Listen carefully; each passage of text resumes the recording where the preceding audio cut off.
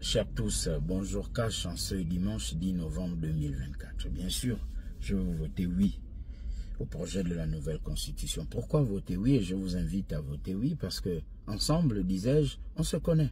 On a parcouru le Gabon ensemble, on a subi des choses. Et à vos côtés, j'étais au service de la vérité. Pour dire la vérité, pour dénoncer les dérives. Ceux qui nous ont censurés, en fait, ne voulaient pas qu'on parle de vos problèmes. Les médias publics étaient barricadés. Et les quelques journalistes de la presse privée qui osaient donner de la voix aux Gabonais étaient persécutés. D'autres sont allés en exil. Et aujourd'hui, les sorciers, ces perfides trompeurs, comme nous le dit notre hymne national, la Concorde de Georges Damas Aleka, ils sont là. Ils sont nostalgiques du pouvoir ancien parce qu'ils ont perdu le pouvoir. Leur plan a échoué. Ils ne savent pas que l'échec fait partie de la réussite. Bon, évidemment, les adeptes des raccourcis de ce monsieur, vous avez compris de qui je parle.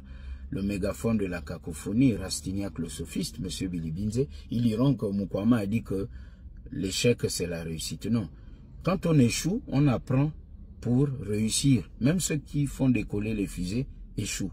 Mais l'échec, il faut reconnaître l'échec quand on fait des choses pour réussir, pour construire. Pas l'échec de l'échec, comme le club des architectes de la destruction du Gabon.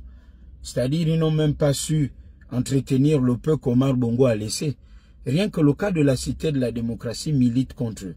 Pourquoi? Pourquoi l'avoir fait? Ils n'apporteront aucune réponse. Alors, M. Ali Bongo avait besoin d'un Gabonais pour mater d'autres Gabonais, un ministre de la propagande. Voilà. C'était lui. Et il le faisait pour mater, humilier, insulter et manquer de respect aux Gabonais. Aujourd'hui, il fallait que ça arrive, mais Dieu est formidable, on est même un dimanche. Dieu nous permet de comprendre que, effectivement, il ne faut pas insulter l'avenir. Et c'est ce que nous devons rappeler tous les jours. Et c'est ce que je fais à M. Bilibinze, qu'il est insultant, qu'il cesse d'être insultant. Souvenez-vous, j'étais à Makoukou, j'avais séjourné pendant une semaine. J'ai pas du tout prononcé son nom.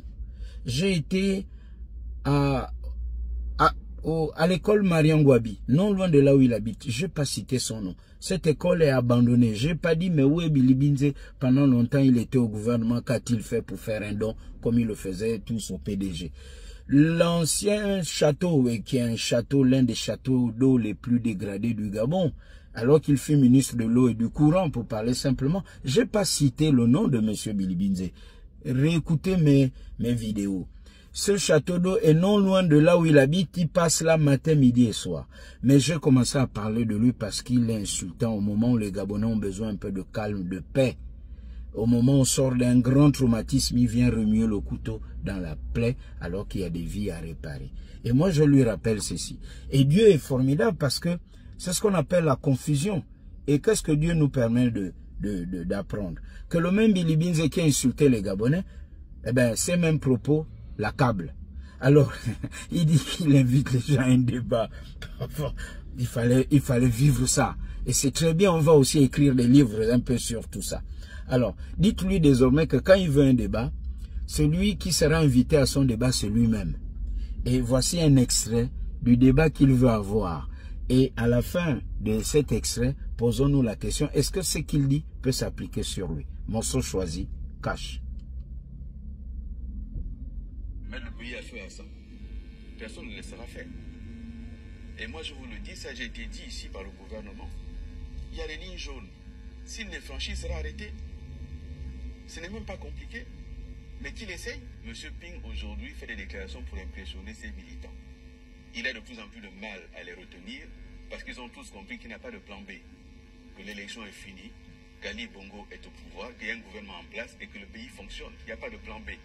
Si son plan B c'est la guerre, à part que M. Ping se rende compte qu'avant que les autres n'aillent mourir, bah, lui d'abord il sera arrêté. Il faut le comprendre. Et il faut le lui transmettre. Que personne ne le laissera faire. Et que quel que soit l'endroit où il se trouve, il sait très bien que ça se déroulera en moins de 5 minutes. Alors, est-ce que ce monsieur sait aussi que en moins de 5 minutes, quel que soit l'endroit où il se trouvera, les militaires peuvent aller le prendre. Est-ce qu'on peut dire de lui que tout ce qu'il fait, c'est aussi pour impressionner ceux qui le suivent? J'espère qu'ils ne vont pas bientôt déchanter. Est-ce que lui aussi sait qu'il y a une ligne jaune? Est-ce qu'il sait aussi que tout ce qu'il est en train de faire, au moment où le Gabon a besoin d'un calme, il est en train de susciter la haine et la violence? J'attends vos commentaires. Je vous ai dit, quand Billy Binze demande un débat, Rastignac, le sophiste mégaphone de la cacophonie, opposez-lui ses propres vidéos.